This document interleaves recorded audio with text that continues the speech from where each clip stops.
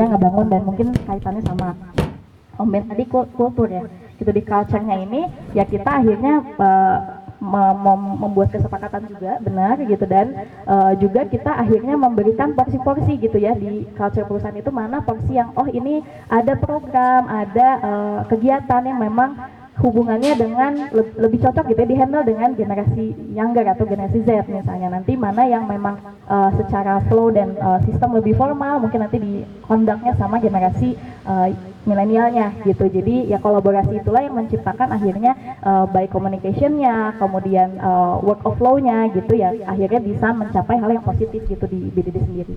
Mungkin gitu. Thank you. Nah, ini menarik. Ada satu benang merah yang aku ambil dari insight-nya Om Ben dan Kirana. Ada kebijakan organisasi yang bisa menengahi diversifikasi umur ini gitu, dan diversifikasi umur ini sebenarnya penting gitu karena ada diversifikasi ide-ide, persepsi, perspektif gitu yang sebenarnya bisa sangat beneficial. Kita akan bahas itu nanti di topik kedua lah ya, karena kita akan membahas tentang how to bridge the gap. Tapi menurut aku akan lebih seru nih kalau misalkan kita paham dulu apa sih value yang mereka usung masing-masing gitu ya. Kalau tadi udah dengar dari Om Ben sama Kirana tentang perbedaan umur yang mungkin jauh lebih variabel lebih banyak, generasi lebih banyak, aku pengen tahu kalau dari sisi consumer nih, Mbak Dila sebagai owner F&B yang bisa dilihat Habitas ini tuh umurnya macam-macam nih yang ke Habitas. Kadang-kadang kita lihat ibu-ibu arisan, kadang-kadang kita lihat anak-anak muda bolos sekolah gitu ya ke Habitas. Apa sih yang Mbak Dila pernah lihat dari consumer behavior dengan berbeda-beda umur ini di Habitas? Oke, jadi Habitas itu menarik karena pada awalnya kita punya semacam kayak visi, punya mimpi, kemudian juga punya kayak value-value yang kita coba bentuk gitu kan ya, coba bentuk dari para founder ini gitu untuk menciptakan Habitas itu menjadi suatu tempat yang memang sebenarnya memang inklusif gitu. Jadi semua bisa masuk dan semua komunitas bisa masuk, tapi semuanya tuh keywordnya adalah rumah gitu. Jadi ini adalah rumah buat semua orang gitu sebetulnya. Walaupun memang kita juga pengen ketika perjalanannya ada banyak impact yang kita bisa berikan juga, baik itu dari sisi kayak kegiatan-kegiatan event yang berguna gitu, atau enggak mungkin konten-konten yang bermuatan juga gitu kan. Nah, ketika ngelihat Habitas dari perjalanan yang awal-awal yang kita coba untuk membentuk pengennya kayak apakah ini sebenarnya tempat makan kah, atau ini sebenarnya tempat nongkrong kah? Terus udah gitu, orang tuh kesini expect-nya gimana sih, nongkrong atau pengen cuman sekedar janjian meeting gitu kan. Nah, ternyata mau enggak ada secara naturalnya, secara organiknya, suatu tempat F&B itu menurutku akhirnya nggak bisa kita ketika nge-setup, kita memaksakan untuk kayak membentuk itu gitu. Jadi kita mencoba nih ngebelokin marketnya Habitas awalnya dengan mungkin upaya segala macam upaya, baik itu dari konten yang ditampilkan di Instagram gitu kan, atau mungkin dari pengelolaan atau word of mouth yang kita lakukan juga gitu. Tapi ketika kenyataannya ternyata terbagi dua nih Habitas. Kayak misalnya kalau weekdays itu jadi tempat nugas, tempat meeting, tempat orang buat kayak sekedar ngopi, datang menikmati pepohonan gitu kan ya. Tapi ketika weekend itu berubah jadi shifting jadi tempat yang memang family friendly gitu. Orang pengen datang ke sini hanya untuk sekedar makan siang terus balik lagi untuk ke rumah aja gitu, atau mungkin sekedar makan siang terus lanjut ke kegiatan yang selanjutnya. Jadi pace-nya aja udah berbeda gitu. Jadi menarik karena ini satu tempat yang jadi kayak bunglon gitu. Bunglonnya sesuai hari gitu. Jadi sesuai hari gitu. Jadi menarik. Nah, dari sisi kami gitu, tim internalnya sendiri pun setelah melalui trial dan error gitu kan, baik itu nggak cuman ke depan tapi juga di dalam internal staff kita ada X, Y, Z juga gitu kan. Terus udah gitu juga cara ngehandle-nya pun berbeda-beda.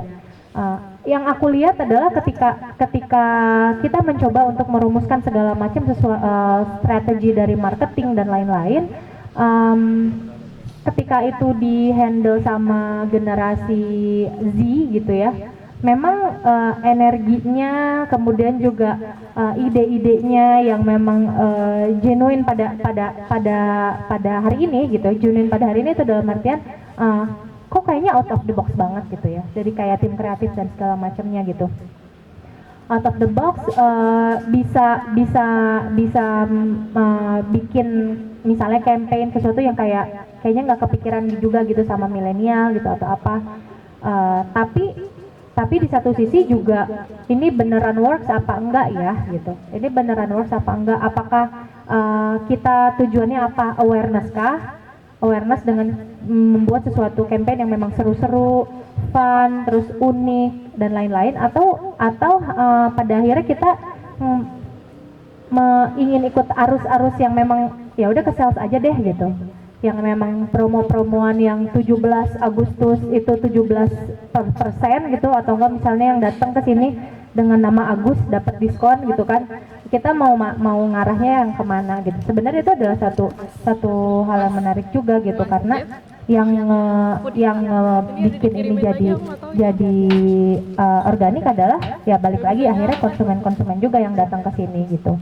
Jadi ada perbedaan mendasar gitu dari sisi kreatif dan juga energi dan juga semangat, karena mungkin juga kalau sama generasi Z itu kan terpaparnya banyak sekali ya gitu, bisa jadi kayak overload information, bahkan mungkin mencari solusi juga dari TikTok mungkin ya, jadi kayak segala macam hal hack atau apa dilihatnya dari sosial media, atau memang kelebihan yang kita tangkap juga dari generasi milenial atau boomers gitu kan, dan sebelumnya yang tidak bisa dipungkiri adalah intuisi gitu. Intuisi itu sangat berperan penting, karena mau gimana pun segala sesuatu hal yang akhirnya komprehensif gitu ya, misalnya kita udah ngajuin segala macam, tapi akhirnya intuisi juga bisa membuat itu menjadi suatu kayak senjata juga gitu, ketika oh ya udah ini kayaknya harus gini deh, tak tak tak, dan itu tidak didasarkan dari data gitu. Mungkin itu jadi kayak satu perbedaan yang membuat kita juga oh ini learning progressnya di sini gitu. Dan aku lihat kayaknya ada satu metode yang namanya kayak apa ya, reverse mentoring juga gitu ya. Jadi yang dari milenial jadi belajar energi dan ide-ide dan bagaimana cara menggali sesuatu dari Z, tapi juga Z belajar bagaimana caranya bertanggung jawab, kemudian menangkap intuisi dan juga empati dan juga kepekaan terhadap internal meeting atau enggak konsumen yang ada gitu. Itu sih. Oke, aku nangkep ada harmonisasi antara intuisi dan let's say quote unquote wisdom ya, dengan generasi yang lebih junior, generasi Z yang terpapar banyak informasi, pasti kepalanya penuh huru hara informasi, dan itu bisa di grounded oleh teman-teman peer yang let's say lebih senior gitu dari generasi yang lain. Nah kalau dari sisi Fahmi nih di Hijack, apa sih yang terjadi di sana? Apakah mirip juga kah sama Mbak Dila atau kayak gimana tuh? Di Hijack sebenarnya agak beda sih. Kalau dari konsumennya Hijack itu, kalau sekarang tadi Om ada data tentang pembelian di online gitu. Kalau di Hijack malah kita harus mix antara offline experience sama online experience gitu. Jadi itu kenapa di tahun 2020 pas lagi pandemi kita maksain punya toko sebenarnya di Jakarta dan di Bali. Jakarta baru tahun 2021, tapi kita paksa untuk orang yang hadir untuk di generasi Z itu untuk tahu, untuk merasakan secara langsung si experience itu gitu. Jadi sebenarnya tadi juga ngomongin sosial media gitu, terus ada TikTok sekarang lagi booming banget gitu. Sebenarnya responnya ke situ sih, respon dari orang teman-teman Gen Z ini datang ke toko, terus mereka nge-create konten di sana, itu udah harus di-embrace sebenarnya. Kalau dulu ini di era saya gitu ya, kayak maaf kayak jauh banget gitu. Kayak dulu tuh agak kok bisa ya gitu, berpikir kayak hebat juga ya gitu orang bikin konten di toko gitu lama, 1 jam 2 jam gitu, sampai akhirnya mereka purchase terus pergi gitu. Masih belum keterima di kepala sih gitu dulu tuh gitu, tapi ternyata itu harus di-embrace gitu sekarang. Dan apa ya, experience itu ternyata penting untuk mereka juga gitu, untuk ada ngerasain offline experience, mereka megang, mereka ngobrol langsung sama teman-teman dari top asistennya gitu, terus kadang juga ada yang pengen wawancara apa gitu sama teman-teman kreatifnya gitu. Itu juga sih yang ngebuat kita di Hijack jadi pengen ngerespon gitu, maksudnya pengen lebih dekat gitu akhirnya. Terus di Hijack sebenarnya dari dulu sih ini kita megang ada 4 pilar di Hijack yang mungkin untungnya waktu itu gue sama Zaki partner gue ngebuat ini gitu, ada art, ada design, terus ada music, sama ada teknologi gitu. Itu yang selalu kita pegang dari dulu gitu kan. Ya kita percaya ketika kita pegang 4 hal itu kita bisa ngobrol sama siapapun gitu, ngobrolin musik sama Gen Z bisa gitu kan, ngobrolin teknologi apalagi sama Gen Z bisa banget gitu. Nah jadi sebenarnya kita coba 4 hal itu kita masukin ke experience offline dan online sebenarnya gitu. Jadi ya nggak ada alasan buat nggak bisa ngobrol sama mereka pada akhirnya gitu. Jadi saya juga akhirnya nggak ngerisis untuk ngobrol sama, bukan ngerisis ya, lebih tepatnya kayak waktu itu saya masih belum figuring out aja gitu, ini ngobrol naonnya saya desain gitu. Tapi ternyata ada satu satu jembatan tadi gitu yang kayak akhirnya saya bisa ngobrol apapun sama teman-teman Gen Z dan mungkin setelahnya gitu. Itu sih. Tapi kalau di internal sih di Hijack saya sama Zaki tuh culture-nya agak beda sih. Kita agak kayak militer sebenarnya. Gak ada ya. Enggak, jadi sebenarnya culture-nya udah kita buat berdua karena saya sama Zaki nggak ada pengalaman kerja di tempat orang sebenarnya. Jadi kita beres kuliah tuh langsung bikin Hijack. Jadi beneran awalnya teh ya semuanya DIY aja gitu. Beneran nggak mau lihat perusahaan teman udah gimana gitu, kayak fuck lah gitu. Kita spiritnya gitu dari dulu sampai sekarang sih sebenarnya. Jadi ketika ngobrolinnya ada teman-teman dari Gen Z, maksudnya teman-teman yang masuk ke Hijack gitu, terus umurnya jauh dari kita tuh sebenarnya attitude-nya nggak ada yang berubah dari kita berdua gitu as an owner ya, kayak beneran yang ya kita treat mereka sama aja gitu, pakai bahasa yang sama, pakai mindset yang sama gitu tentang 4 hal tadi gitu. Jadi ya karena sudut pandangnya selalu bisnis proses kita tuh emang paling gede di kreatif sebenarnya. Jadi ketika ngomongin 4 pilar tadi tuh ya udah langsung aja nyampur gitu, yang dapat chemistry-nya langsung masuk, yang nggak dapat chemistry langsung keluar gitu.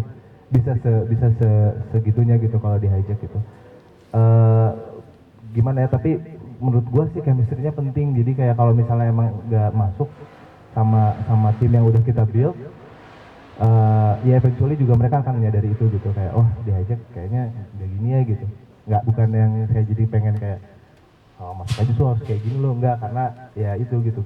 Kita bisa bertahan 13 tahun tuh gara-gara itu. Jadi kayak dan kita pun mendengarkan ketika ada yang chemistry-nya oke, itu kita mendengarkan banget gitu. Oh sekarang dia tuh kayak gini, sekarang teman-teman dia tuh bikin konten seperti ini gitu. Bener tadi kata Dila, kayak banyak yang beyond lah, yang beneran masa sih gitu emaknya sih gitu, selalu seperti itu gitu di pikiran saya. Tapi ya ternyata harus di-embrace juga, dan ya sampai sekarang ya workforce aja sih dengan caranya Hijack.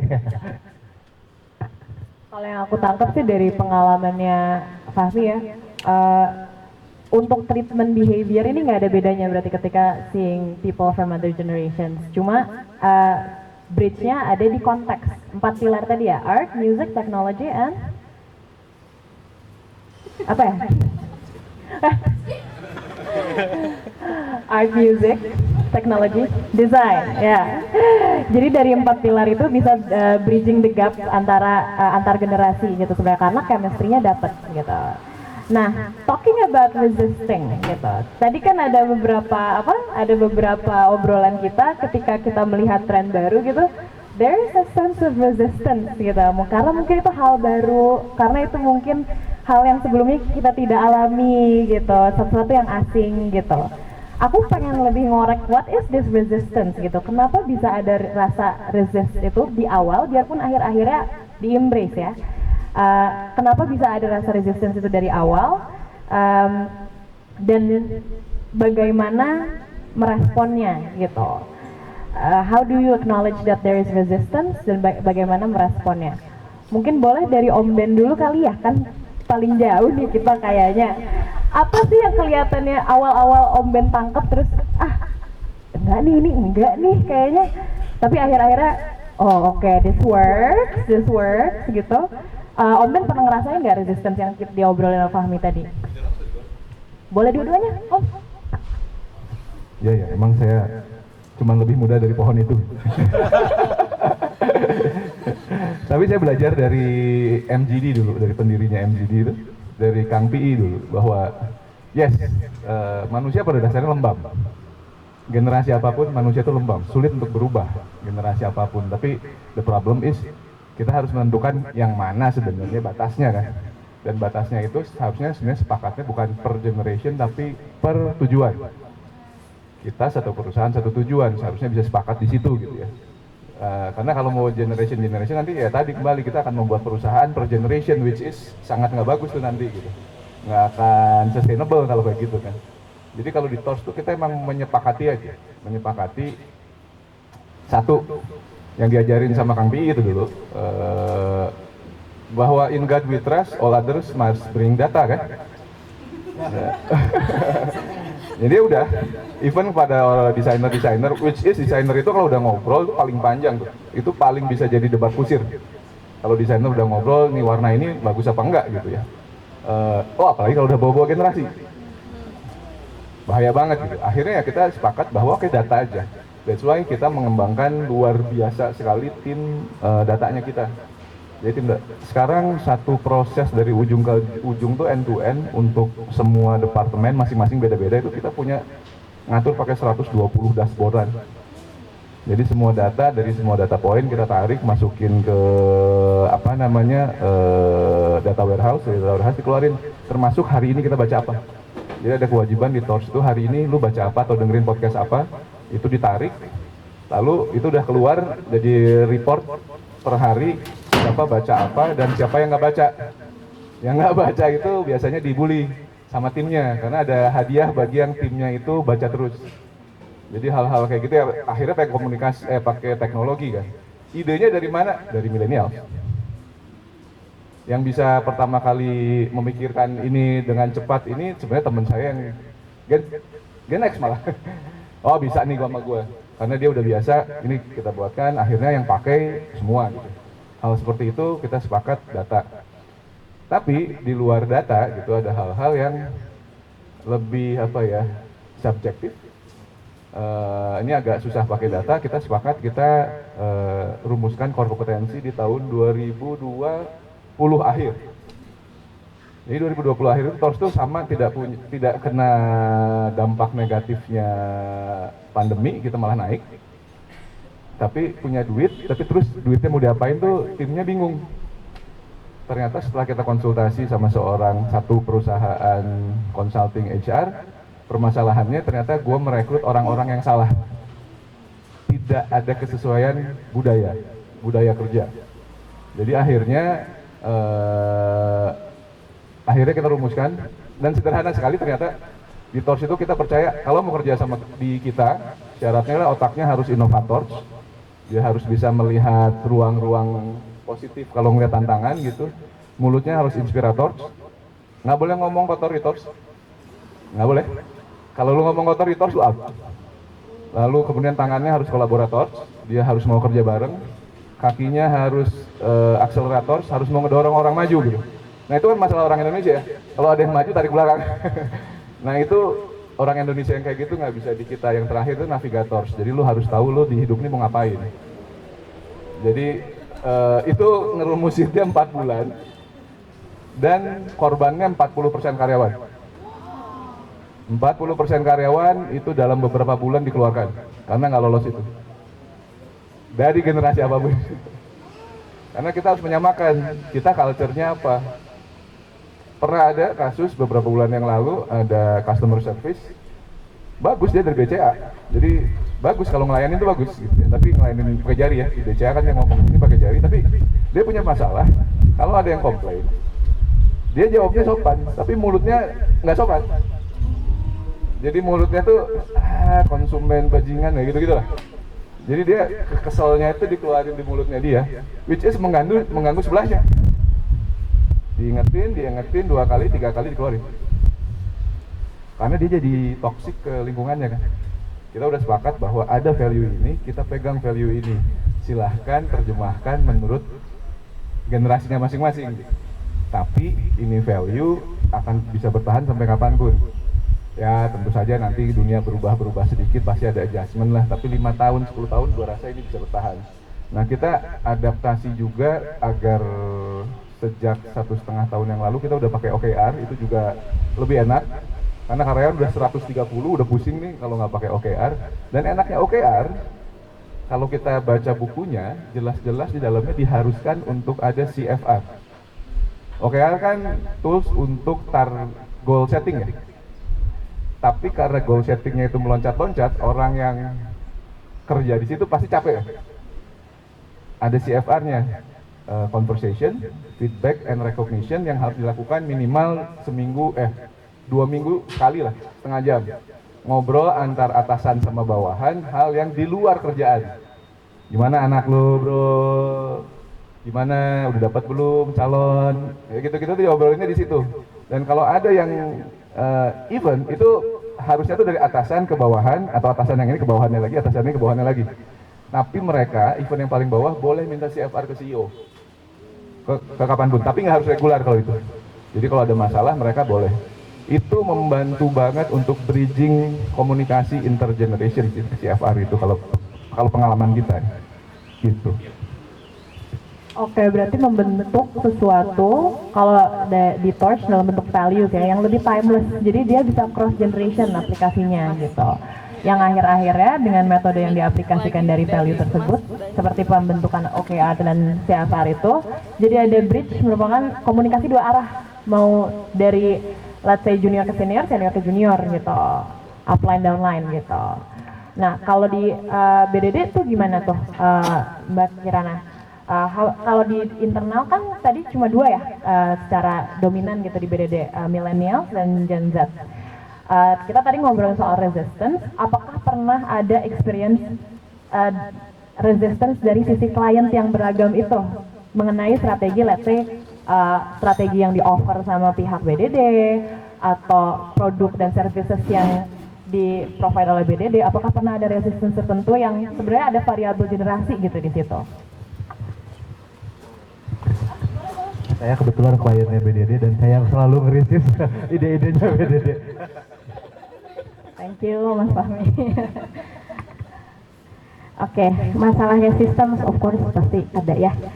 Dari sisi klien menerima strategi yang di-share ke BDD atau bahkan first meeting aja tuh memang mereka pasti ada melihat kita gitu ya, datang gitu. Mereka pasti kalau misalnya kita datangnya ke generasi X gitu, consumer, mereka pasti langsung kayak, oh ini masih muda-muda banget gitu, dan itu memang di brought up gitu sama mereka, dan mereka pun juga jadi somehow nge-switch juga way of communication mereka, dan kita pun juga of course di dalamnya juga kita akhirnya nge-switch gitu. Nah, resistensi ini sebenarnya keluar ketika memang tadi perspektif sih, masalah POV-nya ya, point of view, karena mau nggak mau mereka ya hidup di tadi mungkin dari zamannya dan pandangan terhadap dunia itu berbeda gitu ya, dari awal mereka dibesarkan sampai ya kita pun dibesarkan sampai saat ini gitu. That's why ketika ada sesuatu yang dari sisi istilah aja ya, kita pakai istilah yang digital banget gitu kan ya, pakai matrix digital dan lain-lain, di situ udah pasti resistance gitu, dan di situ kita paham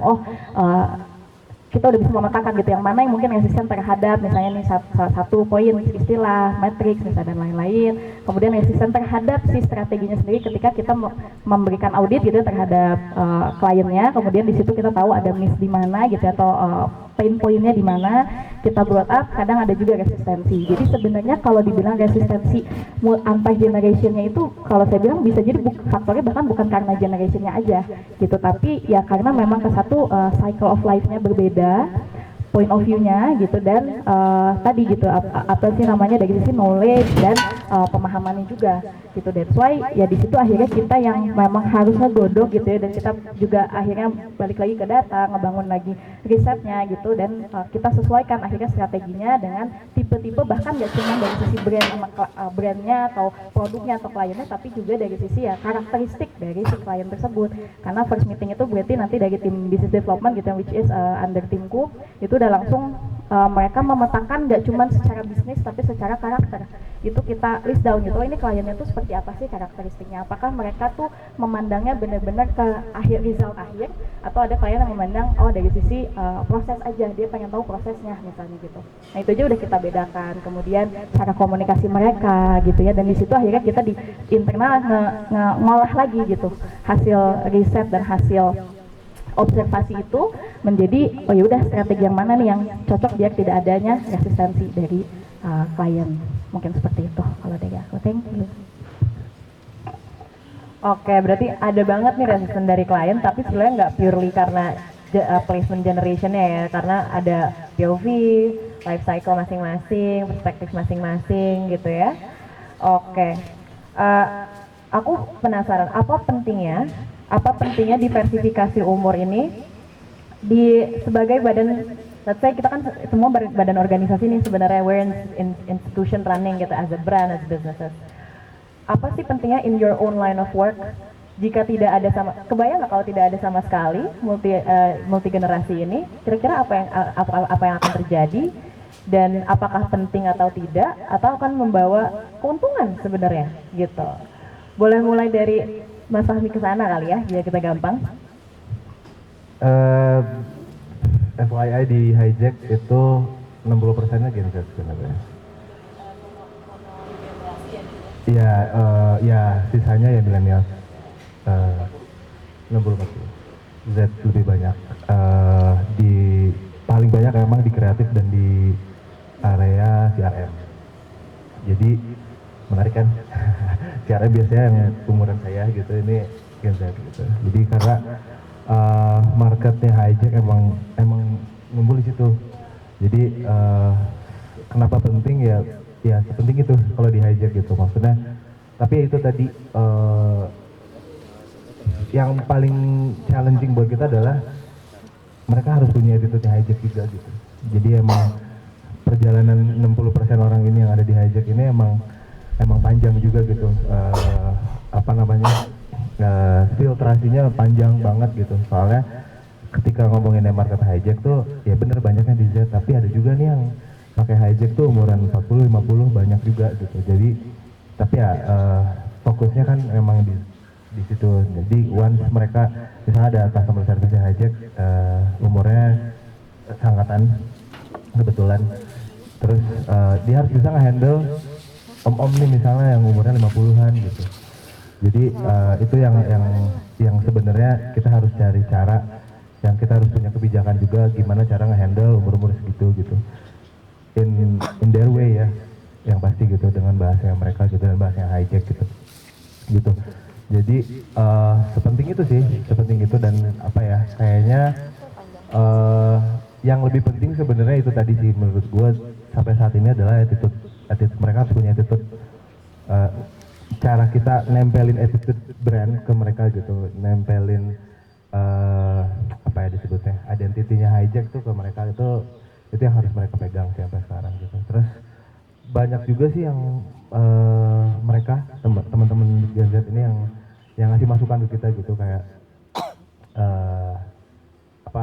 market teman-temannya mereka lah gitu, let's say gitu. Terus banyak yang pengen ngobrol sama kita gitu, banyak yang pengen penasaran tentang Hijack gimana gitu, terus ngomongin values-nya Hijack tuh gimana gitu. Dan jadinya nggak bisa underestimate apa yang mereka pikirkan gitu. Ternyata mereka juga pengen in-depth banget nih sama Hijack gitu. Dan kalau gua nggak salah ya, mereka lebih loyal juga gitu. Kalau once mereka udah dapat sesuatu yang mereka butuhkan, mereka kan loyal gitu. Dan bahkan bisa lebih loyal dari generasi-generasi sebelumnya kan. Ini kerasa sih di Hijack gitu. Ada yang sampai beneran die hard fans banget gitu. Dan itu berasal dari generasi Z gitu. Jadi kayak mungkin ya, karena mereka fulfill akan hal itu gitu. Jadi ya itu sih kalau di hijack mungkin yang tadi sih, karena ada 4 pilar tadi, terus mereka juga mungkin ngerasa relate sama apa yang hijack kasih. Jadi ya banyak yang maksudnya yang attach sama kita, dan salah satu usaha kita ya memang selalu dekat sama mereka untuk kayak bikin event, walaupun eventnya kecil gitu. Kayak kemarin kita bikin acara di Gor Pajajaran, kita ngundang beneran teman-teman dari umuran generasi Z. Bisa juga datang waktu itu, lihat semuanya anak muda jauh banget gitu, sampai yang baru keluar SMA juga ada gitu. Kita ngobrol aja, beneran ngobrol nggak ada boundariesnya gitu sama gue sambil bikin jus gitu, kayak nanya lo dari mana gitu kan. Terus ya itu sih, usaha-usaha yang seperti itu juga kita jalanin terus as a company gitu, beneran yang rapidly banget gitu. Kayak setiap bulan tuh minimal di Jakarta ada, di Bandung ada, di Surabaya ada gitu. Tapi bikinnya kecil-kecil aja, nggak usah gede, karena ya mereka yang kita respon tuh ternyata banyak yang pengen attach juga gitu sama brand gitu. Ya itu yang harus kita respon balik gitu ke mereka gitu ya. Itu sih kalau dari hijack.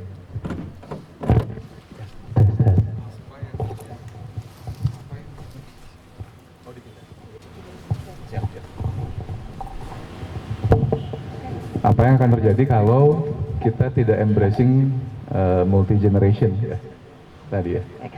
Kayaknya yang akan terjadi pasti, oh ini anget ya? Iklan dulu, Habitas. Ini perbedaan Beda. Genex. Kelihatan dari menu minuman. ada serehnya. Ada yang hangat, ada yang dingin. Sakitnya sama, sembuhnya beda, lebih lama. Jadi kalau menurut gue sih yang akan terjadi pasti adalah loss of opportunities. Oke. Karena masing-masing tadi saya bilang skill setnya beda, kedewasaannya beda, keberanian beriterasinya beda gitu ya. Sehingga pasti akan ada loss of opportunities. Dan kita sangat embrace itu, sehingga kita itu walaupun kita melakukan pendekatan digital marketing yang sebenarnya pendekatannya MGD banget lah. Iya, karena bosnya dia, Kang Fikri itu guru pertamanya saya untuk digital marketing. Pendekatannya tuh mirip seperti itu, dan juga sama, beda-beda juga gitu ya. Cara-cara itu tuh cara-cara yang which is works, tapi saya melihat bahwa ini nggak pernah dipakai sama banyak perusahaan untuk mendekati market-market yang berbeda seperti misalnya B2B. Dan actually iklan yang sama, kena konsumen yang sama, itu sebenarnya kita harus bisa melihat konversinya nanti di mana aja. Ada yang konversinya di digital aja kan, ada yang memilih marketplace, ada yang memilih situsnya kita sendiri, ada yang memilih di toko. Itu dari iklan yang sama loh. Bahkan ada yang memilih untuk B2B, untuk membeli besar. Dan banyak yang tidak menyadari bahwa itu membutuhkan generation skill set. Seperti untuk conversion B2B yang gede, itu lebih banyak dikuasai sama Gen X. Karena tadi networknya Gen X tuh udah levelnya udah kemana-mana gitu ya. Jadi begitu kita konversi, percaya atau enggak, pembelian B2B-nya kita itu dari yang besarnya 1 juta, 1 miliar, belasan miliar, sampai puluhan miliar per transaksi. Dan itu yang bisa megang Gen X. Kita sampai sekarang masih berusaha mengajarkan ini kepada milenial. Naruh generasi Z di situ, waduh jangan dulu deh. Karena bicara lead-nya B2B butuh kesabaran. Persuasinya kadang-kadang kita direndahkan dikit dulu, terima aja dulu. Nah yang punya kesabaran itu tuh yang emang udah tua. Lebih resilient ya? Iya, jangan tua-tua banget sih. Tua-tua banget, pikun ngambek-ngambek mulu. Jadi, tapi juga kembali di sisi konsumennya juga sama kan sebenarnya kan. Karena kalau kita memanfaatkan ini dari informasi kemudian ujung-ujungnya kan jadi konversi ya. Harus jadi conversion gitu. Tapi kan yes, bahwa semakin ke atas generasinya basket size-nya makin gemuk karena secara ekonomi mereka juga semakin mampu. Ya. The problem adalah yang gemuk basketnya ini ternyata tidak berisik. Oke. Yang berisik itu justru yang pendapatannya paling rendah. Z itu berisik banget, buat konten aja sejam gitu ya. Di showroom kita juga sama. Millennials enggak lah, enggak gitu-gitu amat, tapi mereka berisik. Masih lebih berisik dibandingkan Gen Z gitu. Gen Z itu nggak banyak ngomong, nggak banyak apa, beli aja gitu. Beli, basketnya gede gitu. Ya. Cuman kita juga kan butuh, kalau lu beli testi dong gitu kan. Ya. Testimonialnya mana? Yang bisa bagus testimonialnya adalah Y sama Z. Z bisa keren banget. Jadi memang generation itu juga nanti dalam marketing mix, dalam product mix gitu mesti dilihat karena masing-masing punya fungsi masing-masing gitu. Oke. Kami kelihatannya gitu. Ada manfaatnya masing-masing ya untuk Yes. tiap skill set di tiap generasi juga. Betul. Oke. Kalau di Magirana bagaimana di BDD? Keuntungannya apa sih sebenarnya di balik layar BDD gitu? Oke. Cek. Ada ya? Oh ya.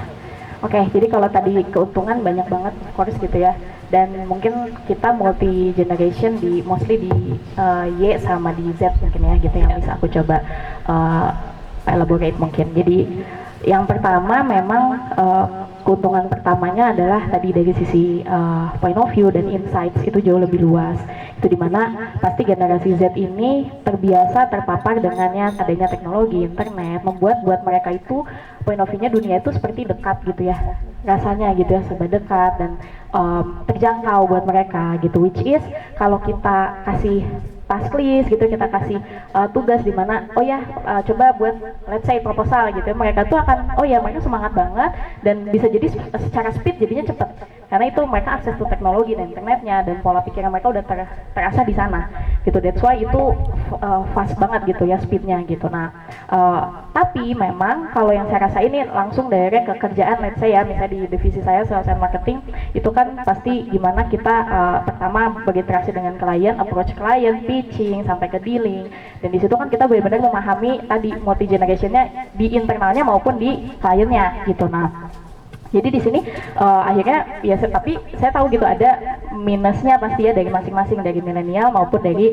generasi Z. Nah minusnya ini kita embrace dulu bahwa oh ya mereka pasti ada kekurangan gitu. Tapi yang menurut saya mungkin kalau di sini kita nggak terlalu mengkotakkan antara oh ini generasi ya generasi Z, tapi lebih ke different cycle of life aja tadi gitu ya, dimana oh ya ini mungkin lebih muda, mereka cycle-nya phase-nya masih di situ ya, kita mungkin memang sudah lebih mature aja gitu ya, dan kita jadi udah bisa melihat wisdomnya misalnya seperti itu. Nah untuk tadi gitu ya dalam kondisi menghandle satu proposal misalnya klien gitu, dan di situ kita tahu oh generasi Z itu jauh lebih fast speed dan mereka juga luas gitu ya secara knowledge. Ketika diminta oh ya kita buat proposal mereka langsung gerak cepat gitu. Nah tapi kadang-kadang kerangkanya, frameworknya ini yang mana mereka di situ masih miss lah gitu, mereka nggak tahu big picture-nya.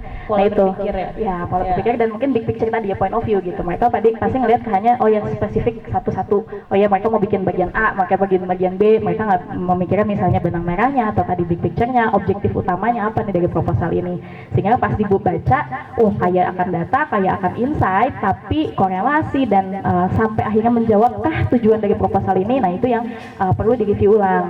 Nah tapi di situ akhirnya saya embrace bahwa oh yaudah nggak apa-apa, berarti kita akhirnya dari yang milenial akhirnya kita coba membuat misalnya template framework, template flow.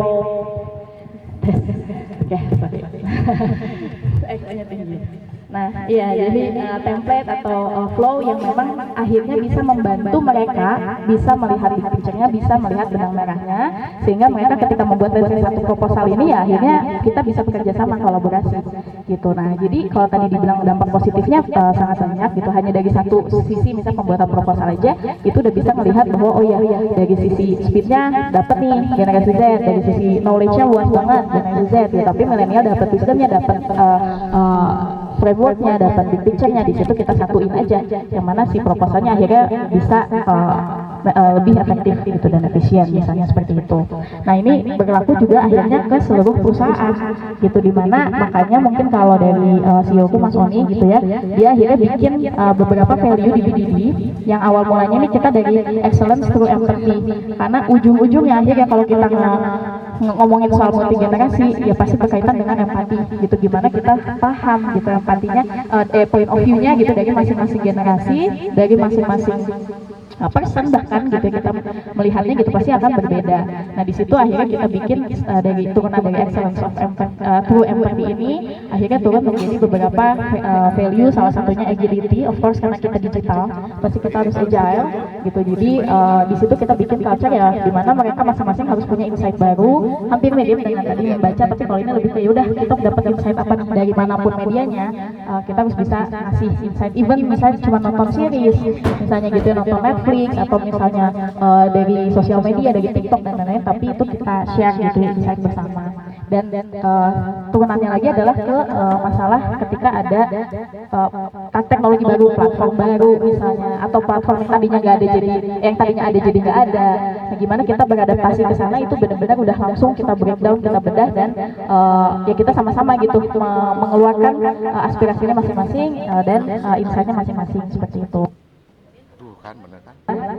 Data driven gitu, dimana data driven ini of course tadi mungkin kata Om Ben bahwa ya data ini tetap sangat-sangat penting gitu, apalagi ya mungkin keuntungan pertama dari digital itu kan sebenarnya di data ya. Mungkin kalau konvensional marketing tadi kita nggak bisa nge-breakdown yang datang ke toko itu seberapa mereka tuh datang ke toko dari mana, masih kita tanya satu-satu, tahu dari mana tokonya misalnya Torch gitu ya, tahu dari mana tuh Hijack gitu, tahu dari mana nih Hijack atau Torch gitu masuk ke sini, masa ditanya satu-satu, pasti mungkin bisa pakai survei, bisa kita tanya, tapi again gitu pasti ya keuntungan digital tuh di data gitu, kita bisa tahu beli dari mana nih orangnya dan lain-lain. That's why kita tahu penting itu di internal kita pakai value sih data driven ini. Dan yang ketiga adalah dari sisi no drama, sebenarnya kaitannya sama tadi bedanya multi generation membawa banyak drama of course gitu ya. Nah itulah yang akhirnya kita make sure bahwa apapun ada konflik itu jangan sampai menjadi drama, tapi kita langsung fokus ke dua poin tadi di atas, agile dan data driven. Akhirnya dia kita menghilangkan si drama yang terjadi di pekerjaan ini gitu. Berarti berpicu pada dua kali. Tes. Ada nggak sih suara? Ada. Ada ya? Ada. Oke, jadi sebenarnya kalau ngelihat dari tadi, apakah perlu apa enggak ya, atau keuntungannya apa sih ketika bekerja dalam satu environment yang memang lintas generasi gitu. Nah, balik lagi ke tadi ke topik yang kenapa sih sebenarnya kok kayaknya yang lebih senior itu nge-resist gitu kan ya. Nah, mungkin sebenarnya juga kalau dari aku pribadi gitu kan, karena memang eranya juga berubah. Yang sebenarnya sebelumnya mungkin dari kestabilan dari pekerjaan aja ya, ketika kita balik lagi ke era di mana mungkin milenial kebanyakan mencari pekerjaan itu adalah sesuatu yang masih aku pengen jadi PNS misalnya, atau enggak aku pengen bekerja di perusahaan swasta yang memang ada jenjang karirnya, kemudian aku pengen masuk ke suatu corporate yang memang lebih menjanjikan gitu. Nah kemudian kita ada satu shifting, apalagi ini di kota Bandung, bukan cuma hanya bisnis F&B gitu kan ya, tapi juga orang-orang kecenderungannya untuk memiliki bisnis. Jadi nggak cuma lagi cita-citanya menjadi seorang ada di institusi yang besar, tapi pengen create something gitu, jadi kayak pengen menciptakan bisnis gitu. Nah itu tadi mungkin udah jadi itu aja udah jadi kayak dua kultur yang berbeda gitu, dua cara pola pikir yang berbeda gitu, membuat kita juga jadi kayak yang mungkin ngeresist. Pada akhirnya ketika ada generasi yang baru masuk, kemudian membawa ide-ide baru, kemudian juga membawa wawasan baru, kita yang memang lebih senior terus ada di comfort zone, jadi kayak ngerasa kayak sebenarnya itu doable nggak sih, itu tuh sebenarnya tolak ukurnya gimana sih, tapi ini tuh trusted nggak sih gitu kan ya. Dan ketika tantangan adalah ketika ada sesuatu yang berbasis data, ini kenyataannya ketika Habitas ya mencoba untuk menjaring agensi-agensi yang masuk. Jadi kayak kita pengen tahu nih input-input dari banyak agensi gitu. Kita coba nerima pitchingan, kita memposisikan sebagai klien gitu, mencoba untuk menerima pitchingan kayak berbagai agensi yang masuk. Kadang-kadang yang terjadi ketika yang headnya itu adalah seorang milenial, kadang juga nggak nyampe gitu, kayak oh lu tuh bikin ini ya, oh bikin program gini dengan data bla bla bla bla bla bla bla. Terus ketika udah obrolan kayak ada obrolan dapur, aneh ngerti tuh. Jadi kayak kadang kayak nyampe nggak sih itu. Jadi kayak kadang-kadang juga udah beyond, udah apa segala macam, tapi yang ditangkapnya itu masih kayak sesimpel jujur apa enggak, apa adanya apa enggak, relate nggak sama orang yang datang, orang yang beli ngerti nggak, karena sebenarnya bukan kita yang ada di yang jadi customer dan jadi consumer ada bukan cuman kita yang punya wawasan terhadap ke situ gitu, tapi kita juga harus ada di garda depan ketika orang-orang yang datang ke sini misalnya ibu-ibu gitu kan, terus udah gitu juga orang-orang yang memang masih kayak belum ke sana, terus misalnya ngeliat Instagram nggak ngerti Instagram kayak gini, padahal kan sebenarnya Instagram itu buat bisnis F&B. Ketika orang mau datang ke suatu tempat, pengennya ketika buka Instagramnya itu tuh seperti galeri ya, jadi kayak kita mendapatkan itu semua informasi baik dari produk, ambience, mood, apa segala macam. Nah, ketika itu tidak tersampaikan dengan baik oleh let's say misalnya itu dikelola oleh suatu agensi atau misalnya in-house marketing, itu jadi kayak satu kendala juga. Jadi orang yang datang juga jadi bingung juga mau makan apa, produk kayak rekomendasinya apa gitu. Yang aku lihat ketika ada benang merah antara satu generasi yang lainnya adalah pada akhirnya ketika kita mencoba untuk menjadi human gitu ya, jadi kayak memposisikan diri untuk kayak ada di ya balik lagi kata Kirana juga POV-nya sih lebih ke POV-nya aja gitu. Sebenarnya pada akhirnya personalized service atau personalized langkah yang benar-benar personalized itu menurutku yang lebih works gitu, karena again kan kita tuh berkomunikasi ya, gimana caranya komunikasi itu nyampe ketika itu generasi apapun, baik itu X, Y, Z, semuanya ketika membuat sesuatu dan itu tersampaikan dengan baik, dan ketika misalnya BDD gitu misalnya present data segala macam, aku bisa ngerti oh maksudnya tuh gini. Nah itu kan justru sebagai milenial jadi kayak wah gila nambah ilmu banget gitu kan, dan itu jadi kayak aku dapat juga ketika ada input dari generasi Z yang memang menyampaikan dengan baik, yaitu gitu. Barriernya mungkin sebenarnya komunikasi, padahal sebenarnya juga tujuannya sebenarnya semuanya sama gitu, punya satu tolak ukur keberhasilan kayak gitu sih. Dan satu hal yang didapat dari Habitas, karena kita juga sebenarnya nggak ada ya training, entah itu PR-nya gitu tuh kan, manajemen crisis seperti apa, kita tuh nggak ada training khusus. Tapi kita ketika ngeliat Google review, bahkan kita sebenarnya nggak punya waiter gitu, tapi ketika orang memberikan review secara tulus gitu kan ya, akhirnya oh emang sebenarnya ketika kita melakukan sesuatu dengan hati, orang juga oh servisnya oke, padahal kita nggak ngasih training dalam hal hospitality gitu. Jadi kayak mungkin bisa dilihat lagi sesuatu hal yang memang bisa tersampaikan dengan baik itu generasi apapun, itu kayaknya bakalan bisa nyampe ke orang yang memang tepat sasaran gitu. Genuinity ya sebab besarnya ya. Oke, nggak kerasa nih kita udah sekitar 45 menit ngobrol-ngobrol soal fenomena apa yang terjadi di company masing-masing, mulai dari Fahmi di Hijack, Om Ben di Torch, Mbak Kirana di WDD, hingga Mbak Dila di Habitas gitu. Oke.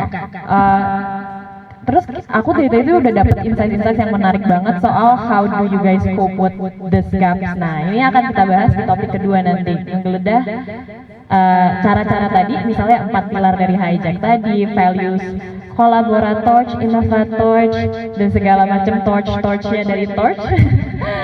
Terus apa? penggunaan skill set di berbagai macam jenis pekerjaan di BDD, terutama untuk sales dan marketing, juga genuinity dari sisi habitas gitu. Itu nanti pengen aku bedah lagi deh satu persatu di topik kedua. Nah, so far untuk kesamaan fenomena diversifikasi umur ini, sebelum kita tutup istirahat, ada pertanyaan nggak nih dari teman-teman untuk ditanyain ke pembicara-pembicara kita saat ini? Kita akan buka untuk 3 pertanyaan. Silahkan.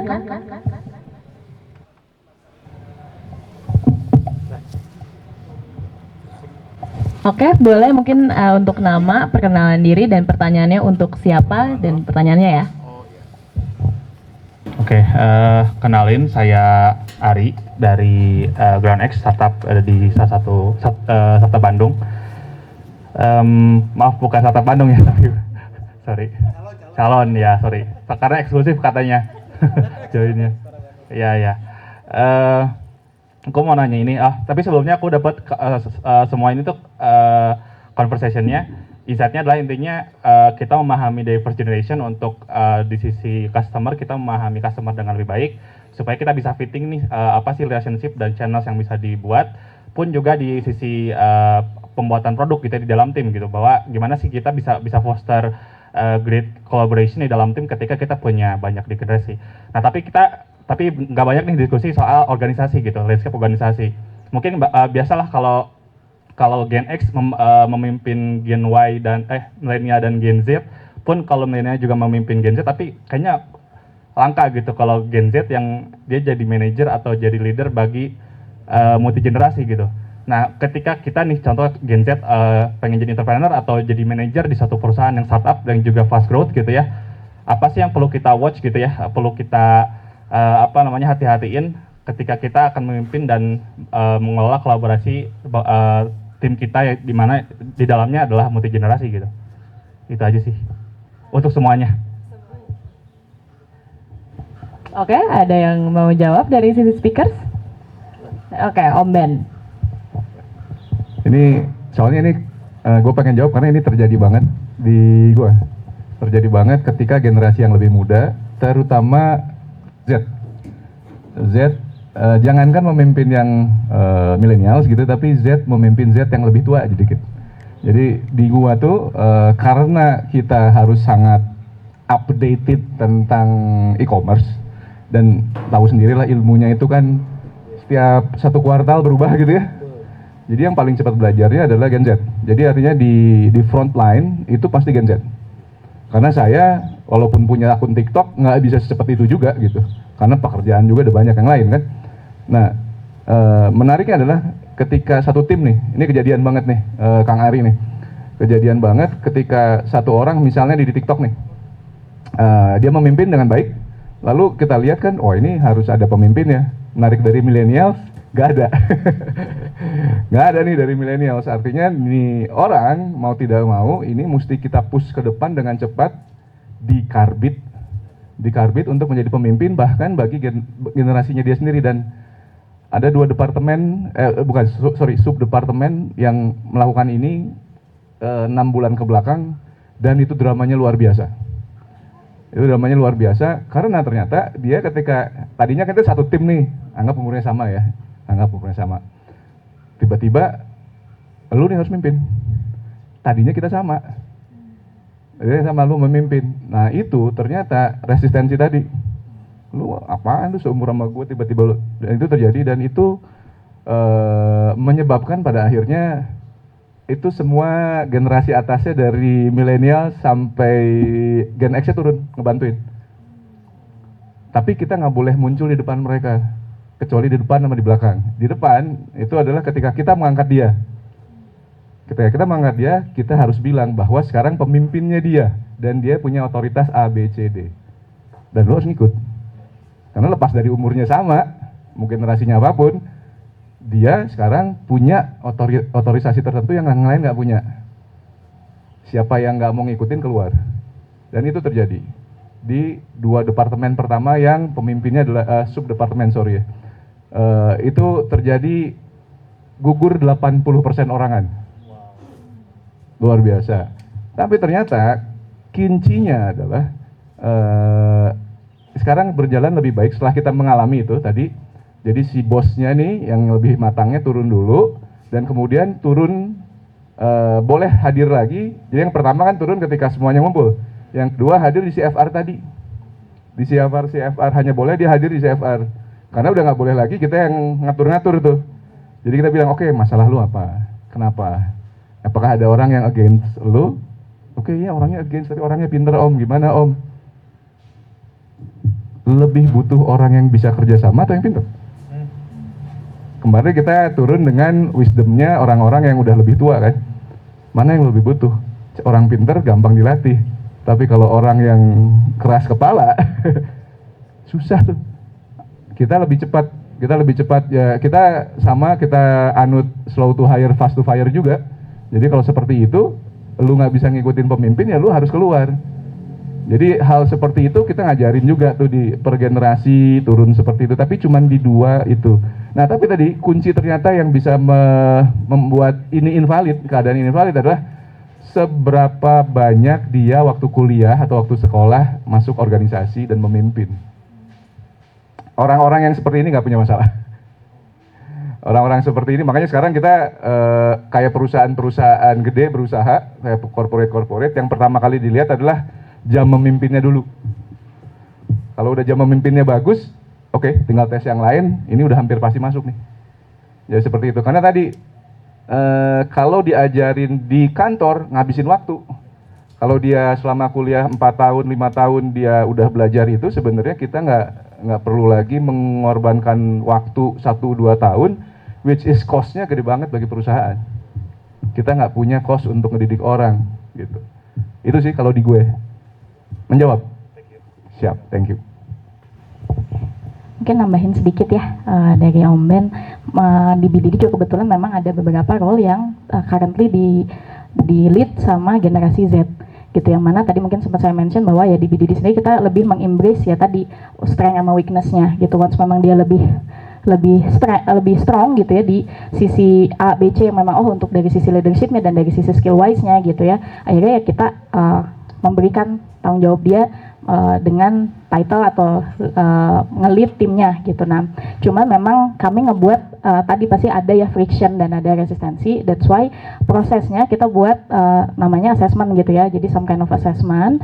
Kita bikin assessment, akhirnya semua yang memang di tim tersebut kita assess. Mereka menjalani ujiannya, kemudian kompetisinya dan lain-lain sebagainya, sehingga mereka tahu bahwa ini udah penilaian yang fair berdasarkan dari performance. Tapi tetap kita juga melihat karakteristik, makanya tadi juga dibilang soal kerjasama dan pintar gitu ya, tapi tetap kita akhirnya ngelihat gitu ya dari sisi karakter wise-nya seperti apa, dan itu biasanya review tetap dari generasi yang lebih tinggi gitu ya, lebih atas gitu ya. Jadi misalnya generasi Y gitu yang akhirnya tetap menilai juga secara karakter, etos kerja, mungkin yang dari sisi ya human-nya lah gitu. Nah, dari sisi performance-nya kita tetap buatkan si assessment ini, sehingga once akhirnya ada satu yang memang dari generasi Z ditunjuk sebagai leader itu mungkin mereka juga akhirnya paham bahwa oh ya ini sudah melewati prosesnya dan dia ya deserve untuk berada di tempatnya saat ini. Mungkin gitu sih kalau tambahan dari aku. Thank you. Kalau di hijack itu sama sih, tadi ngomongin assessment, kita juga ada assessment. Jadi ada beberapa subdivision yang emang headnya adalah Gen Z gitu. Jadi salah satunya ada contoh yang mungkin paling konkret yang bisa gue jelasin, mungkin ada community manager di hijack gitu. Jadi nah ini yang isinya Gen Z yang umurnya jauh banget beda dari gue dan teman-teman milenial lainnya gitu di kantor. Nah dari hasil assessment tadi emang hasilnya dia yang paling bisa kompeten lah untuk mengisi si posisi tersebut gitu. Sebenarnya lebih ke kayak apa ya? Semua bisa semua bisa diukur, dan menurut gue ya menariknya dari generasi Z itu mereka ternyata bisa diajak diskusi yang kadang lebih dewasa dari kita gitu yang udah di sini gitu. Terus ya gitu, kayak lo fair ya di assess, kalau lo nggak bisa ya udah cari yang lain atau enggak ya siapapun yang kompeten gitu. Jadi sebenarnya assessment di sebuah perusahaan tuh penting banget gitu. Dan menariknya HR di Hijack Sunrise itu juga adalah Gen Z. Human develop people development-nya itu adalah Gen Z. Jadi makanya kenapa di Hijack itu 60% adalah Gen Z dan semuanya under control gitu loh. Jadi kalau tadi ngomongin resistance, ya memang ada resistance dari gue gitu, tapi once ada masukan dari HR yang Gen Z ini, terus dia handle dengan baik teman-temannya di umuran yang sama itu, dan Hijacknya growth, ya udah gue sih cukup ya, nggak usah kayak udahlah gitu. Nah makanya sebenarnya jadi yang membuat sebuah job grading itu fair adalah assessment menurut gue gitu. Jadi ya emang job grading itu penting banget gitu kan. Kalau di Hijack ada dua lah misalnya, mungkin di perusahaan lain juga sama, kayak ada yang bisa jadi expertise, ada yang bisa jadi people management gitu. Nah mereka dituntut untuk memilih, lo mau jadi expertise atau mau ngurus orang gitu. Nah di Hijack ada tuh, jadi jenjangnya memang kalau mau jadi expertise sampai mentok pun ada jenjangnya gitu. Lo sampai jago jadi visual producer tuh ada si job gradingnya gitu. Sebaliknya juga kalau emang lo mau ngurus orang juga ada job gradingnya sampai atas gitu. Jadi sebenarnya itu yang harus dijelasin dari awal sama teman-teman dari generasi Z gitu, kayak lo masuk sini, lo ada karirnya kok, lo ada jenjang karirnya, lo ada gradingnya di sini gitu. Lo mau jadi expertise yang sampai mentok jago banget ngedit di Photoshop, lo bisa juga di sini gitu. Itu kan sebenarnya kalau di Hijack gitu sih, teman-teman dari Gen Z itu sebenarnya butuh kejelasan aja sih, butuh clear masalah jenjangnya mereka gitu. Terus masalah mereka cepat pindah dan lain-lain tuh sebenarnya ya udah jadi hal yang biasa ya, maksudnya ya udahlah gitu. Maksudnya kalau emang mereka harus cabut juga kan kita cabutnya ke tempat yang lebih oke ya, gue juga happy aja gitu. Tapi kan masalahnya gimana kalau misalnya ada seseorang yang emang valuable banget, bisa kita keep sampai selama mungkin juga, ya itu yang jadi tujuan kita gitu ya. Salah satunya tadi usahanya adalah job grading dan assessment gitu. Oh, gitu sih dari Hijack. Menambahkan dikit aja, sebenarnya memang pada akhirnya yang menentukan itu balik lagi ketika si posisi-posisi atas ini menentukan sesuai dengan intuisi gitu kan ya. Jadi memang kalau ngelihat dari yang terjadi di Habitas, karena Habitas ini juga beberapa kali banyak pergantian, dan pergantian itu sangat biasa sekali gitu kan ya, dari tim kitchen, kemudian juga dari tim depan, dari bar gitu kan ya. Yang sebenarnya kalau yang suka kadang-kadang suka dibilangin kayaknya kalau sama anak muda ada drama-dramanya gitu kan ya. Padahal sebenarnya yang terjadi adalah rewelnya tuh berbeda tapi sama rewel gitu. Jadi kayak mungkin yang lebih tua ketika menjadi head itu ketika dia pengen kayak soalnya aku mah udah lebih tua, jadi kayak misalnya datang bisa lebih, maksudnya banyak flexibility yang mungkin menurut yang senior itu bisa mereka dapatkan gitu kan ya.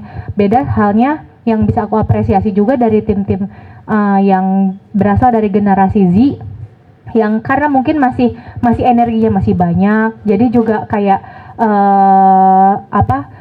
kinerjanya juga masih bagus, dan bahkan sebenarnya si empathy itu juga dapat gitu ketika yang generasi Z ngelihat kayak kelakuan misalnya yang seniornya udah biarin aja, udah nggak sekolot misalnya kayak gitu kan ya, atau apa gitu kan. Tapi itu memang terjadi benar-benar terjadi sesuai dengan role-nya itu masing-masing gitu. Jadi menurutku ketika dalam suatu perusahaan menempatkan seseorang itu bisa dilihat dari sebenarnya ini dari generasi mana ya. Oke lah misalnya emang dari generasi yang milenial itu bisa ditempatkan, tapi kalau misalnya empatinya nggak bagus atau nggak misalnya kepekaannya tidak ada, juga itu menjadi satu masalah gitu. Beda halnya kayak mungkin berarti dari tim Hijack kenapa akhirnya ditempatkan di Z juga bisa memenuhi persyaratan itu untuk menjadi sebuah leader gitu kan, menjadi seorang leader gitu kan. Jadi emang nggak masalah sih sebenarnya dari lintas generasi apapun. Yang penting adalah si skillnya itu yang memang bisa dilihat, yang kayaknya yang bisa menentukan ini juga bukan cuma HR tapi juga dari si owner dari sebuah bisnis gitu. Jadi kalau misalnya ngelihat dari ngobrol yang memang first impressionnya udah seperti itu gitu kan, itu juga sama pentingnya gitu ketika kita menempatkan berdasarkan asesmen yang cukup komprehensif gitu sih. Oke, terima kasih. Untuk pertanyaan cukup menjawab. Oke, ada pertanyaan kedua mungkin untuk topik ini. Silahkan, Arham ya dari MGD.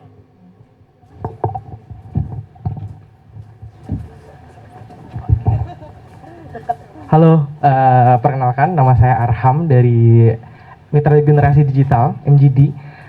Aku ada pertanyaan, sebenarnya merespon dari semua conversation yang tadi berjalan, ini beririsan juga sama manpower standard ya gitu. Jadi aku pengen tahu juga gimana di dalam environment kalian itu ada cross generation ini atau diverse generation. Itu tuh gimana meresponnya sampai akhirnya si diverse generation ini tuh merasa didengar dan dilihat gitu. Jadi how to find way communication-nya, cara bisa sampai si diverse generation ini komunikasi antar generasi di dalam environment itu merasa kayak oh ini sama aja standar, sama merasa sama, dan juga kita semua merasa didengar dan juga dilihat. Nah itu gimana sih tantangannya dan juga apa aja toolsnya gitu untuk ngerespon si gap ini gitu.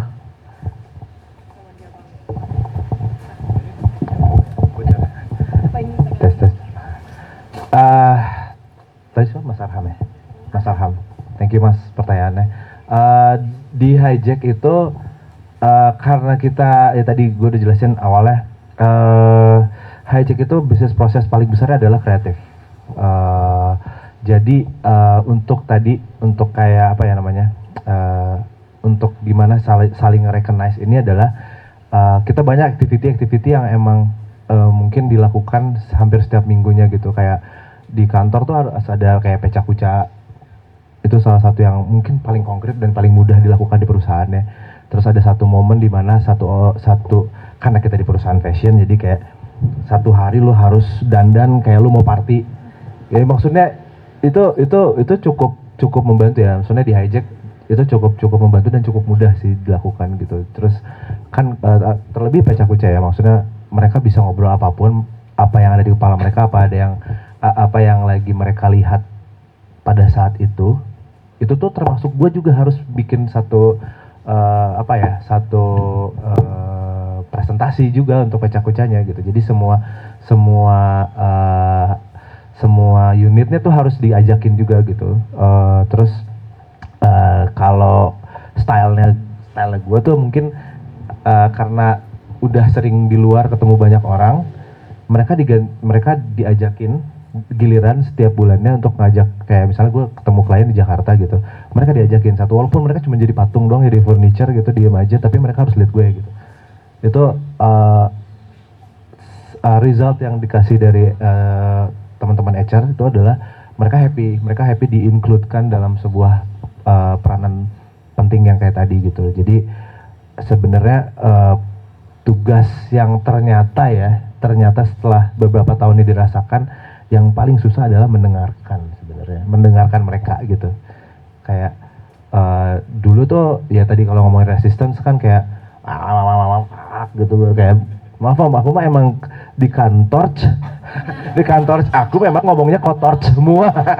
Jadi ya gitu, kayak dulu tuh sempat gitu attitude-nya tuh kayak apaan sih gitu. Ternyata pas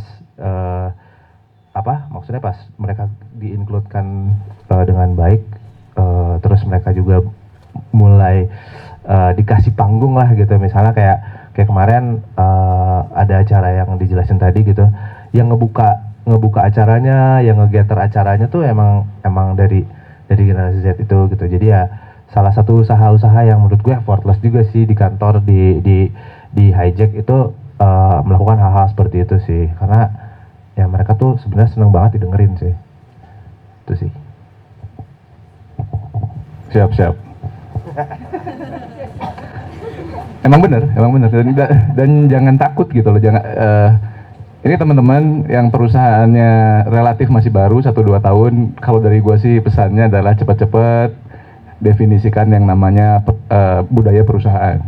Jangan terlambat, karena nggak ada yang salah di budaya perusahaan gitu. Kalau lo ngelihat Microsoft sama Apple, market cap-nya yang satu 300, yang satu lagi 400 juta dolar ya, kalau nggak salah ya, sekitar situ gitu kan. Terus di dalamnya orang pinter bukan? Pinter lah. Pinter, produknya dua-duanya laku nggak? Laku lah. Orangnya sama nggak engineer-nya? Sama-sama pinter, tapi menganut dua value yang berbeda. Iya kan? Value inovasi lebih kuat di Apple, sementara value efektif efisien lebih besar di Microsoft. Jadi duit nggak? Jadi duit. Lu jadi pengusaha mau nyari duit atau nyari apa gitu kan? Balik lagi gitu. Balik lagi. Jadi kalau gua nyari, oke, selama kita masih sama tujuannya adalah mencari tadi, apakah sepakat bahwa pengusaha itu salah satu fungsi utamanya adalah mencari uang? Sebenarnya culture bebas. Di gua value-nya lebih ke tadi. Karena walaupun sama perusahaan kreatif juga, tapi kalau di kita bukan kreatif yang paling besar, tapi enabling. Kita menyebutnya kita tech enabled startup. Kita bukan tech startup, kita di enable oleh teknologi. Jadi yang paling besar itu enablingnya, enabling teknologinya, enabling people yang paling utama gitu. Dan people-nya kita maunya yang seperti apa? Mau kayak di Apple, mau kayak di Microsoft, mau kayak di Tesla gitu. Dan itu sangat berpengaruh kan pandangan si terutama si founder atau CEO paling tidak. Itu sangat berpengaruh mau diarahin kemana, dan itu yang akan datang ke perusahaan lu kan. Artinya yang akan, ketika kita mendefinisikan beda-beda, secara otomatis yang masukin lamaran ke kita tuh beda-beda. Sudah punya ekspektasi bahwa kalau masuk Tors nggak boleh ngomong kotor gitu, nggak boleh ngomong nggak ada kotor nggak boleh soalnya di Tors memang seperti itu. Tapi kalau lu datang ke Tors, yang paling enak adalah lu akan di-enable oleh teman-teman lu. Gagal di kita tuh biasa banget. Dikit kita menganut sederhana tadi, untuk menjawab tadi kita cuma menganut OKR untuk itu, agar orang didengar tuh. OKR-nya kita cycle-nya 1 mingguan, setiap hari Senin sama hari Selasa. Untuk tiap departemen beda-beda, metriknya beda-beda. Itu gantian aja, itu manajer capek aja hari Senin sama Selasa tuh, karena ya udah ngebobotin, ngukur semua apa segala macam yang diukur per kuartal kalau di kita. Tapi tadi OKR ini selalu harus ada CFR, karena CFR ini tempat mendengarkannya. Karena orang ketika, ya enaknya mungkin kalau generasi yang udah lebih tua sedikit sih, nggak mau ngomong banyak adalah kita sudah pernah melewati masa hidup hampir semua anak buah kita. Misalnya kalau ada anak buah gue baru nikah, I will expect dia akan turun sedikit produktivitasnya, which is fine. Sebelum itu udah ngomong sama temennya gitu, bro, si ini akan turun sedikit nih, 40 hari pertama punya anak tuh. Kita akan bilang, lu harus tutupin. Lu nggak bisa menyuruh dia punya performance yang sama ketika dia belum punya anak istrinya tuh. Apalagi kalau perempuan kan. Kalau perempuan. Nah enaknya memang punya generasi yang lebih tua itu adalah dia tahu, gue udah pernah lewat gitu. Jadi gue sudah bisa, oke, mau push ke siapa, nggak push ke siapa. OKR yang senior-senior biasanya lebih bagus. Cuman jujur, kita bahkan sekarang lagi deketin sebuah konsultan untuk ngajarin kita untuk mengisi bagaimana cara menumbuhkan leadership menggunakan CFR. Jadi di kita ngerasa training itu bermanfaat gitu. Iya. 1 jam, 2 jam bayar mahal gitu ya. Udah aja dilepas gitu. Mendingan di CFR-nya, karena CFR itu sudah menjadi kultur di kita, pasti ada gitu. Tinggal gimana caranya yang CFR-in, yang dengerin. Karena kalau bos di situ fungsinya mendengarkan, nggak boleh curhat. Dia curhatnya sama bosnya lagi, yang pusing CEO kemana gitu. CEO makanya harus soleh. Jadi kita hanya menggunakan OKR dan CFR-nya aja kalau di kita. Selebihnya ada yang kayak gitu-gitu, sama juga, tapi tools utamanya itu CFR dan OKR. Mungkin kalau dari BDD sendiri, yang pertama karena kita tadi berangkat dari empati itu, jadi memang pada dasarnya kita tidak pernah membedakan person to personnya itu berdasarkan dari generasi mana atau usianya. Kita benar-benar membedakan pertama dari sisi karakter dan kedua dari sisi skill atau performance-nya gitu. Jadi akhirnya mereka di kita pun nggak pernah membahas itu, dan mereka pun jadi berasa bahwa ya everybody punya chance yang sama gitu. Nah itu yang kita sering usungkan, dan yang mungkin yang prakteknya gitu ya, pada prakteknya itu misalnya handling klien pun kita nggak ya udah ini karena lebih senior, misalnya kliennya gede lebih senior kita kasih, tapi kita juga ada konsiderasi tadi apakah karakternya cocok atau enggak. Misalnya karakter PIC yang akhirnya berkomunikasi dengan nantinya sama BDD, kemudian dari sisi industri kliennya pun juga kita lihat bahwa oh anak ini ketertarikan industrinya kemana, akhirnya dicocokkan dengan kliennya. Jadi semua punya kesempatan yang sama gitu. Kita tidak takut untuk ngelepas nggak ya klien ini ke si A gitu ya, karena takutnya ini masih muda gitu, tapi nggak, kita akhirnya berdasarkan ya udah kalau mereka memang dirasa secara karakter dan secara skill masuk, ya udah kita akhirnya kasih tanggung jawab dan kesempatan itu kepada mereka gitu. Itu yang pertama. Kemudian mungkin kalau dari sisi sistem sendiri itu banyak banget layeringnya. Jadi divisi per divisi kita punya engagement team. Jadi sebulan sekali kita outing kemana, yang kecil-kecilan cuma sekedar ke kafe atau work from cafe gitu ya, bareng-bareng. Akhirnya menimbulkan mereka tuh ngerasa belong lah terhadap timnya. Kemudian yang untuk satu perusahaan kita ada per quarter gitu ya, town hall. Kalaupun nggak town hall, biasanya ada engagement yang berdasarkan games, misalnya kayak 17-an gitu ya, atau misalnya Halloween dan lain-lain. Kita bikin lah itu jadi acara kantor yang akhirnya bisa dinikmati dan benar-benar menjadi engagementnya mereka gitu terhadap perusahaan. Selain itu juga feedback system. Nah ini berkaitan juga sama CFR-nya dari Omben gitu. Kalau di kita ngomongnya one on one. Jadi kita selalu rutin bikin one on one session aja dengan siapapun mereka mau. Mereka bisa request cross department, cross division, cross jabatan pun, title dan lain semuanya itu bisa gitu. Jadi one on one, dan juga feedback system menggunakan form juga mereka boleh gitu ngasih saran ke manajemen, ke BOD event sekalian gitu ya, ke siapapun gitu mereka bisa ngasih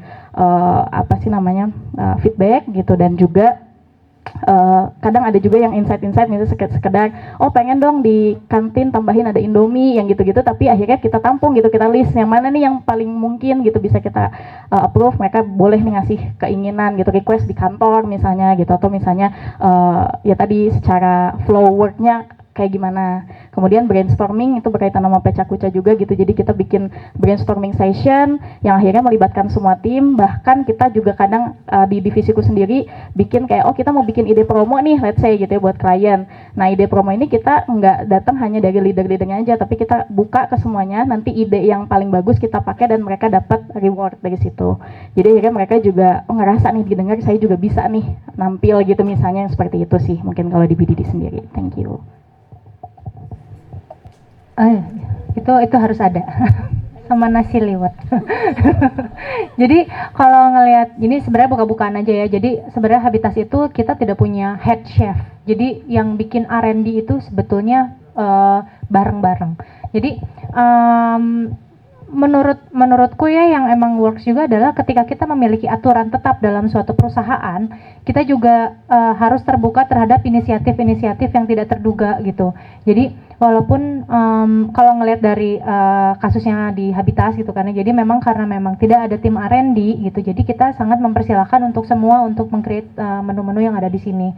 Jadi kalau teman-teman ngelihat menu-menu yang ada di sini, ada beberapa tambahan menu yang awalnya Habitas buka cuma sekian menu, kemudian pada perjalanannya itu ada tambahan-tambahan menu, itu adalah kreasi dari semua orang bisa membuat itu gitu. Jadi teman-teman di dapur itu semua posisinya bisa menyumbang menu gitu.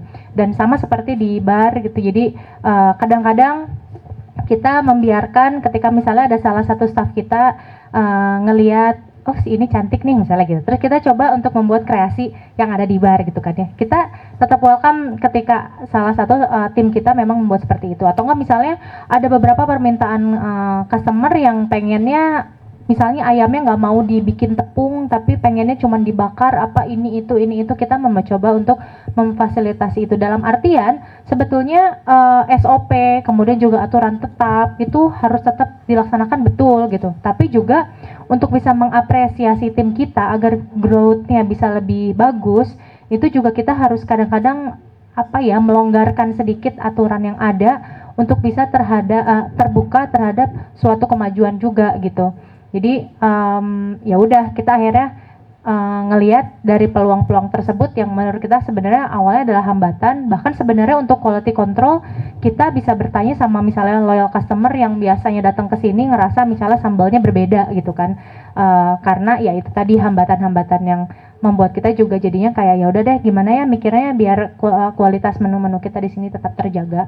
Jadi mungkin teman-teman di sini ada yang punya bisnis F&B juga gitu, atau mungkin pengen membuat bisnis F&B gitu, mungkin itu bisa jadi salah satu upaya juga untuk membuat tim ini tetap solid. Di luar itu juga kita kayak yang biasa membuat rencana suatu kayak team building gitu kan ya.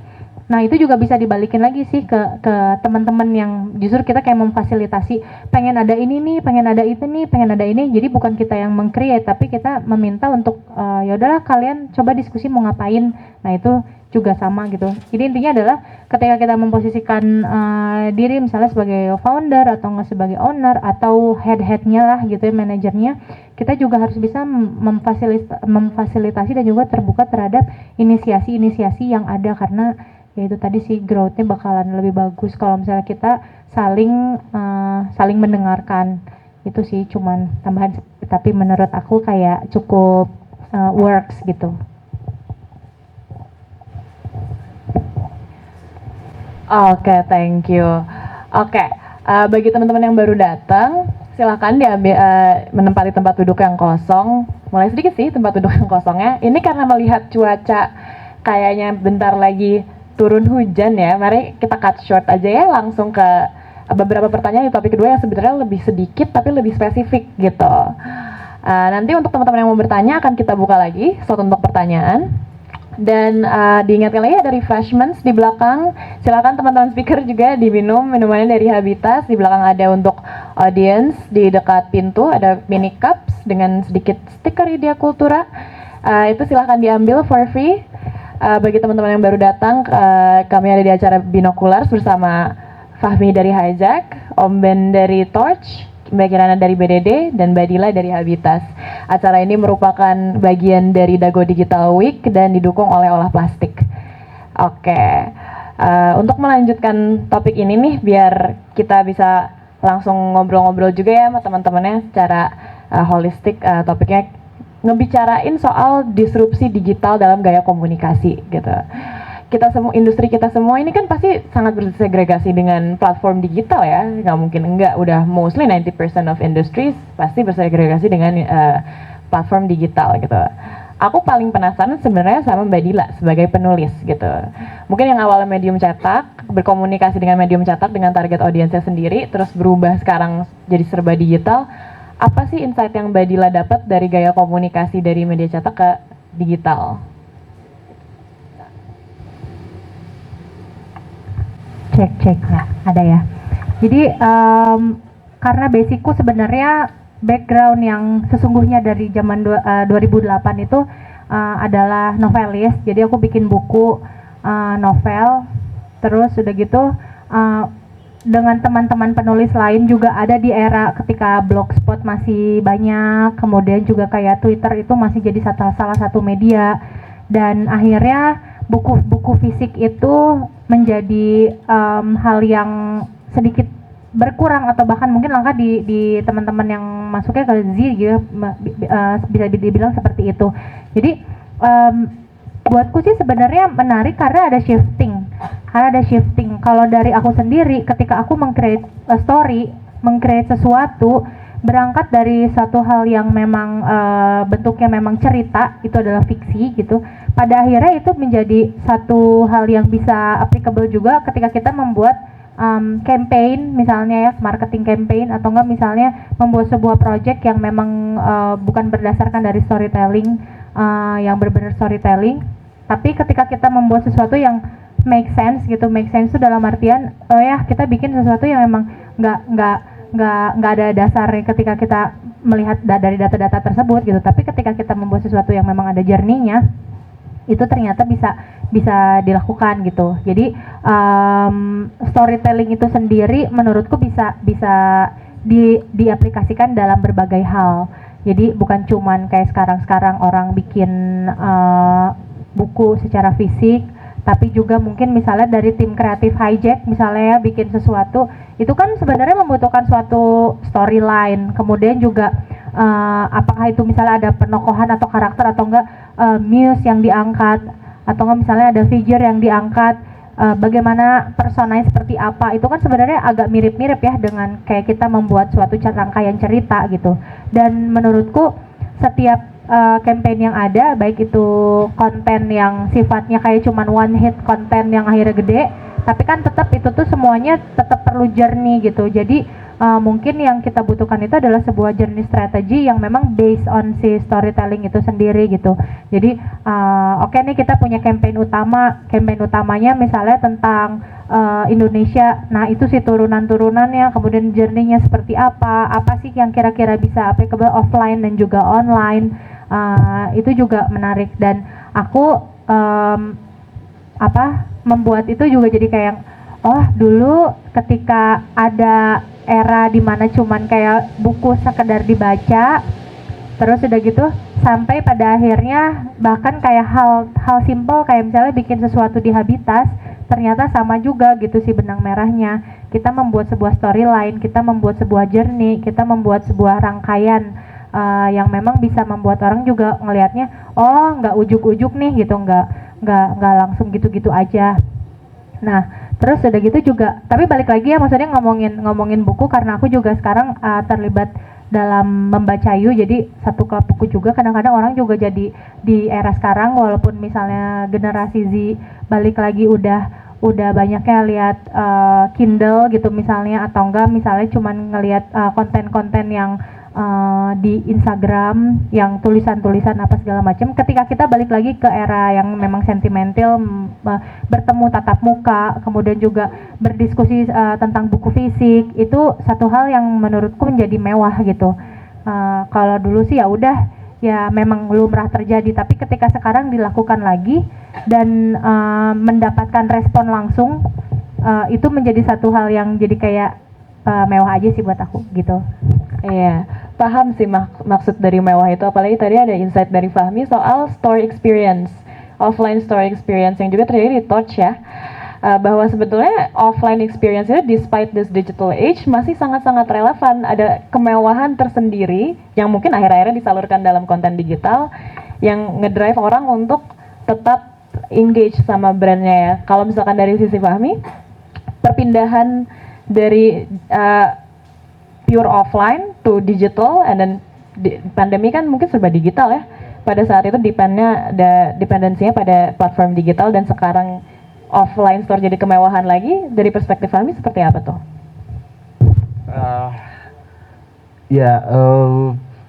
Karena kalau offline experience itu kita bisa lebih menjelaskan apa yang jadi pilar tadi yang gue bilang gitu. Maksudnya di dalam satu store Hijack itu lo pasti akan mendengarkan musik, lo akan mencium wangi yang ada di semua store akan dibikin sama.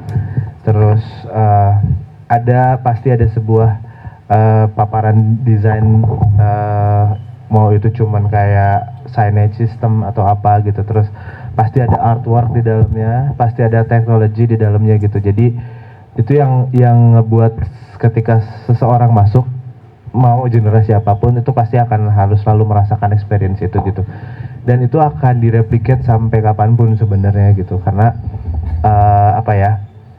ya itu udah jadi identity aja sih buat kita gitu. Nah respon apa tadi 5 menit lagi katanya. 50 menit tadi 5 menit. Responnya itu ya akhirnya itu yang ngebikin kita attach sama mereka gitu, karena gue pun masih ada di store gitu. Kadang kalau misalnya emang lagi ada waktu, pasti gue ada di store gitu, pasti menyambut customer gitu, dan emang selalu pengen tahu aja gitu. Itu sih yang spirit gue dan Zaki masih sampai pegang sampai sekarang gitu.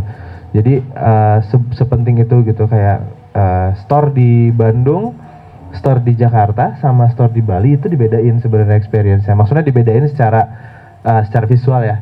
Kayak di Bandung itu apapun sebenarnya ini kita belajar dari satu brand besar namanya Aesop. Jadi Aesop itu membuat semua store-nya pasti ada yang satu yang beda gitu. Kayak misalnya waktu itu pernah saya belajar ada di Kyoto, di Kyoto ada timbaan jadul gitu yang mungkin di Indonesia juga ada. Terus dipindah ke Tokyo beda lagi gitu si instalasinya gitu. Nah, itu yang akan kita replicate juga sebenarnya yang belajar dari Aesop itu gitu. Di Bandung mungkin yang jelas ada di Bandung itu akan kita simpan di Bandung. Yang di Bali misalnya kita lagi ada mau bikin store di Ubud, ya apa yang ada di Ubud kita respon juga gitu. Dan yang di Jakarta pun gitu. Jadi sebenarnya experience itu yang penting buat sebuah brand untuk menunjukkan karakteristiknya sih. Dan ya sampai saat ini every generation get the point of Hijack Sandals gitu sih, hopefully. Hujan ya? Iya nih, untuk cuaca nih sepertinya sudah mulai hujan teman-teman, jadi akan kita langsung cut short saja. Juga sudah jam 11:30. Terima kasih banyak insights-nya dari speaker-speaker, dan terima kasih juga teman-teman yang sudah datang dan berbagai macam pertanyaannya. Silakan pantau lagi Instagram Dago Digital Week untuk acara-acara selanjutnya. Terima kasih. Ada sedikit oleh-oleh dari teman-teman Idea Kultura.